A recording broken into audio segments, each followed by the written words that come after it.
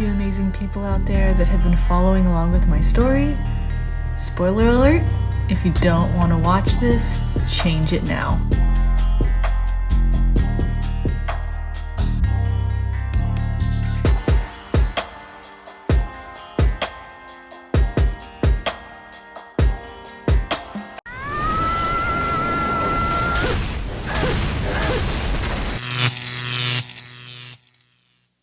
Welcome to The Wall. In today's video, we'll see how a woman destroys her 20-year marriage by being unfaithful to her husband with another woman. After cheating on him, she files for divorce and justifies everything with the classic, "I found myself." And she says she deserves to be happy. If you enjoy this content, leave a like and subscribe. We're on our way to 150,000 subscribers, and with your support, we're going to crush that goal. Share your experience or opinion on these kinds of situations in the comments. And without further ado, let's get started. Here is part one of I was married to a man for almost 20 years and came out as a lesbian. I have been racking my brain on where to start. And what I'm realizing is there really is no beginning. There's not this one defining moment where I'm like, oh, I'm a lesbian. No, it didn't quite happen that way. I think it happened because of a crush, actually. Not the actual becoming a lesbian part, the I'm realizing this is who I am part. The giddy, why am I thinking about her that way? Why am I looking at her that way? Why am I thinking about her constantly like that? Now, my coming out story happened right after COVID because, Lord knows, we were all trapped in our houses. I work from home. I had my son who was learning school from home. I couldn't see my friends. I couldn't do the things that I wanted to do. I wasn't enjoying life. I was just stressed and I had no outlet. Well, not at that point in time. So I found myself reflecting. I find myself not being able to run from things anymore and having to ask, why am I uncomfortable? You want to know why I was uncomfortable? Because I was living a life I didn't want, but I didn't know any different. So everything just felt off. Oh, boo-hoo! Let me play a sad song for you on the world's smallest violin. I have to start by saying that this is becoming more common than people think. From women who experiment and end up going down that path, to others who are simply dragged into that world by a friend encouraging them to try something new. And this isn't just an isolated thing. According to a 2022 study by the Pew Research Center, based on a sample of over 12,000 adults, 7% identify as lesbian, gay, or bisexual, but among young people aged 18 to 29, that number rises to 17%. And when we talk about Gen Z, 23% identify as LGBTQ+, with young women leading that shift. With numbers like that, brother, it's no longer strange to worry more about another woman than a man when it comes to your wife. Because in many cases, as she herself says, it wasn't even something she planned. It started with a thought, a curiosity, a friend. Here is part two of I was married to a man for almost 20 years and then came out as a lesbian. In part one, I kind of explained how I knew and discovered this part about myself. In part two, I kind of want to talk about what happened next. This is the difficult discussion because this is the part of my story that I don't really like sharing because I kind of seem like an asshole. Nobody wants to feel like an asshole. But if I'm going to be honest about my journey, I have to be honest about my faults and all the really, really difficult, messy middle that I had to deal with to get to where I am right now. With that being said, this is what happened. It was COVID. My son was learning school at home. I was working at home. He needed a lot of extra help. He was in 3rd grade and most of the work that they had to do was on the computer. That meant I spent a ton of time talking and dealing with and associating with his teacher.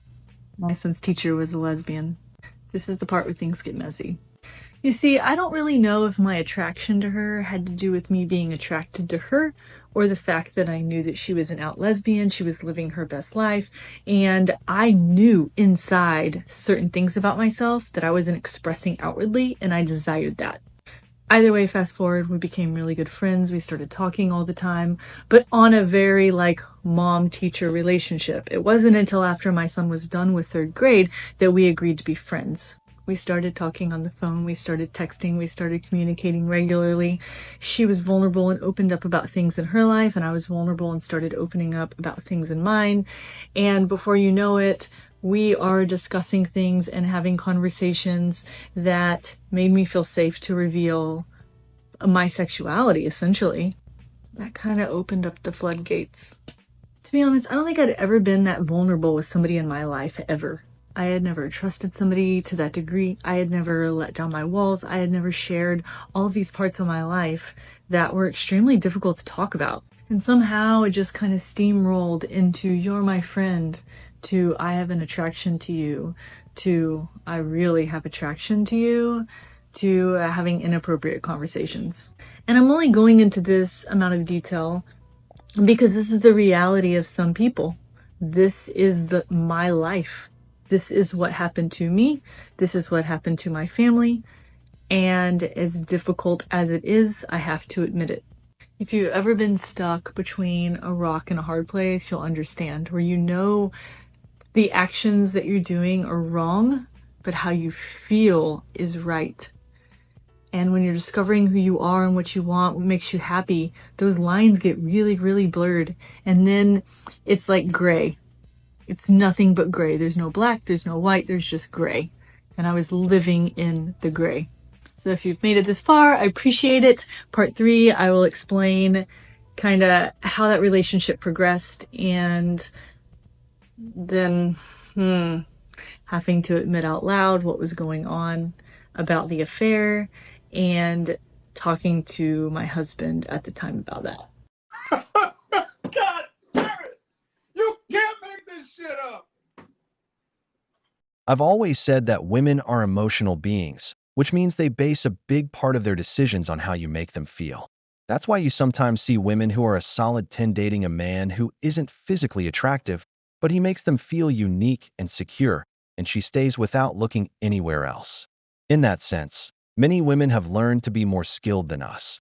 They know how to manipulate with words, how to make you feel special and heard.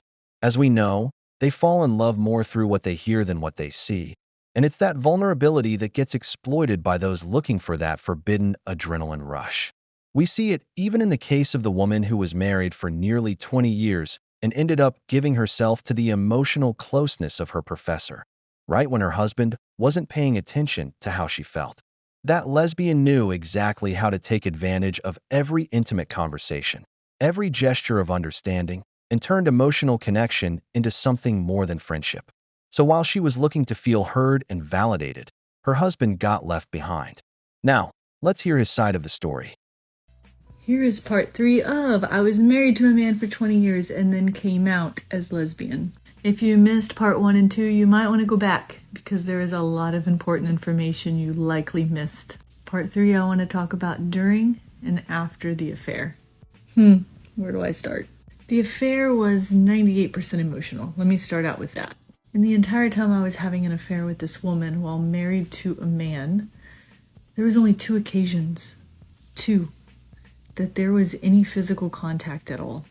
The first thing I need to admit about the physical aspect of the relationship is, even though the very first occasion that there was physical contact in any way, it was never sex. It was never about sex. But I immediately knew upon physical contact that this is different. And it was different. I used to be the type of person that would sneak up late after my husband was in bed, so he wouldn't know I was getting in bed.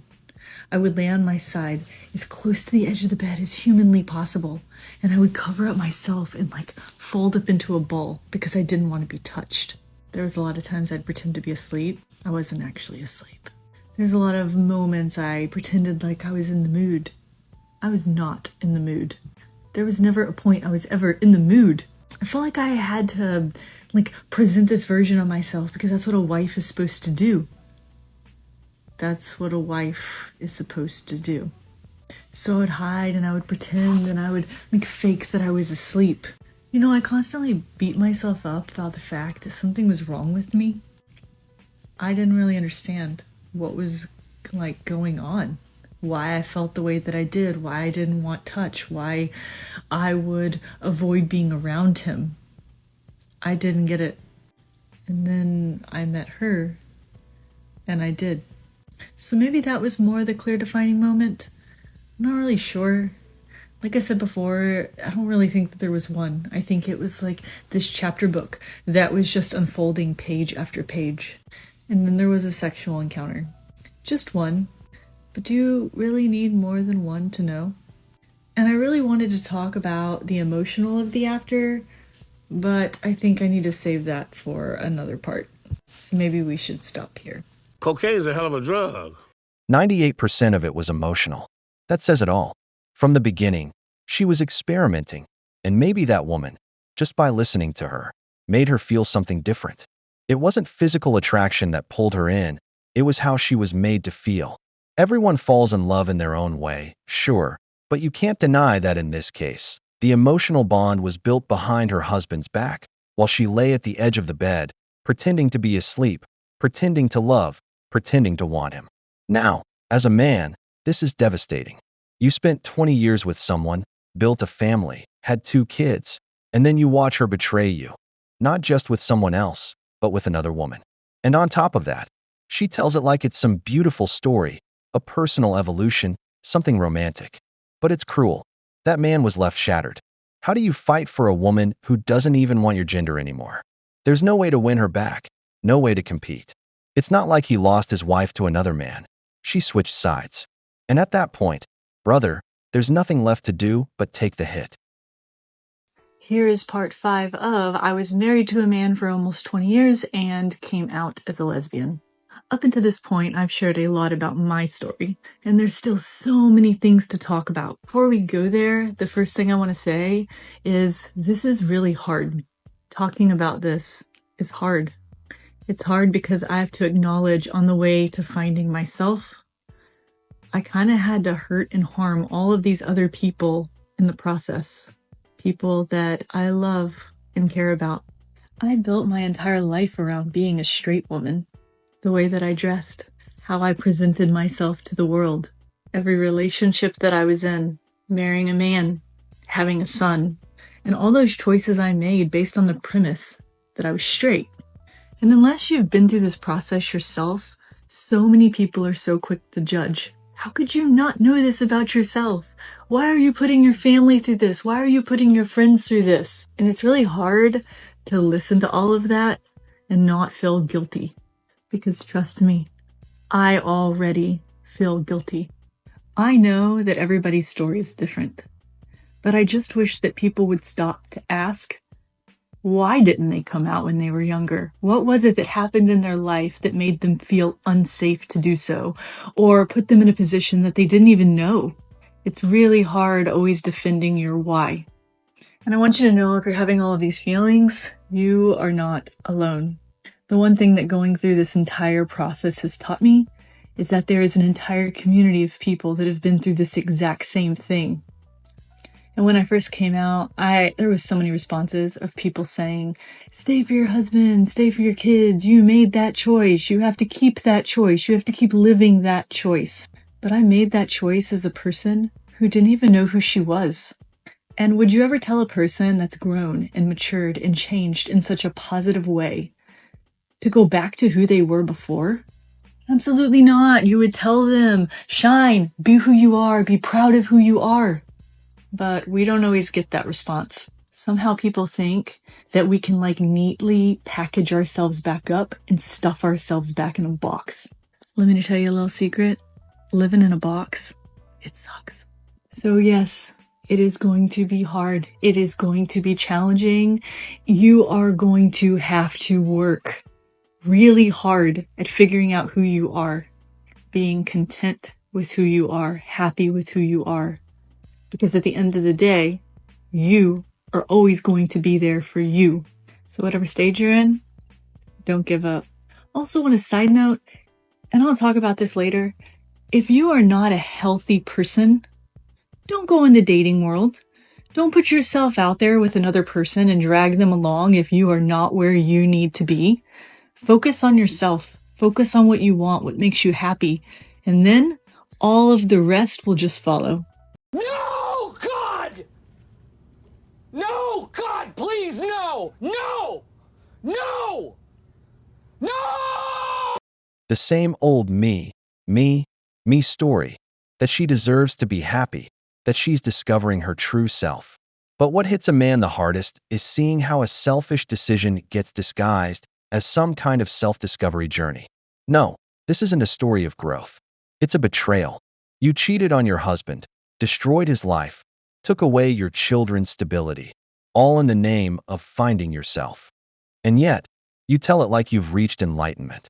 People praise you for being brave, but if it were a man leaving his wife and kids to find his happiness, they'd label him a coward, selfish, and trash. That's where the double standard becomes crystal clear. Of course, people judge her, because it's not like she lived her whole life suppressing her orientation. She admits it herself. She made those choices thinking she was straight. So then, what did she feel when her husband won her over? When he proposed, was she faking it even back then? Was she lying from the start? Because if you're telling me you were unhappy for 20 years, then you never loved that man. It was never real. It was all an act. And the hardest part for a man is realizing that the woman who stood beside him for 2 decades had already checked out long ago. Women. Here's part 6 of I was married to a man for almost 20 years and then I came out as a lesbian. In this part, I want to address all of the women that are currently questioning their sexuality. I think this is a really important part. Are you married? Do you have kids? Are you afraid of what this might mean for you and your kids and your significant other and your family? I know I was. It's scary. I bet you have all kinds of intrusive thoughts, don't you? How could I not know? Am I really gay? Will my partner understand? Will my kids understand? If I do tell them, how are they going to respond? How are we going to make this work? What does that look like? Can we stay married? Do we get a divorce? What happens to my life after we split? What's wrong with me? I remember thinking about all of those things prior to coming out to my husband, wondering what that looked like. But what I had thought about is what happens if I stay? What does that look like for me? What does that look like for my family? What am I sacrificing? What are they sacrificing? I think once you get to the part that you're certain about your sexuality and you know who you are, there is this deep longing that begins to happen. A longing to love and a longing to be loved in the ways that you need for yourself. There is no way to turn that off. That longing and desire is there because you want more for yourself. You do deserve to be happy. If there's one thing that somebody could have told me during that time when I was figuring things out and I was discovering things, it would be have the conversations. If you're in a relationship, talk to your partner. Don't keep all of that inside. You've already been doing that your entire life. Why would you continue to? Also, that conversation is not just going to happen once. It's going to happen again and again and again. Don't have an expectation in how your partner is going to respond because every relationship is different and the way that people communicate is completely different. The way that they're going to be feeling, they are justified in how they feel, whether it is anger or it is sadness or it is frustration. Your significant other spent your entire relationship with them under the premise that you chose them. And you want to be with them. And the choice to be with them was because you were attracted to them. You loved them for who they were. And not saying that you don't, but the second that you realize that your sexuality is different than what you thought that it's always been, that changes everything.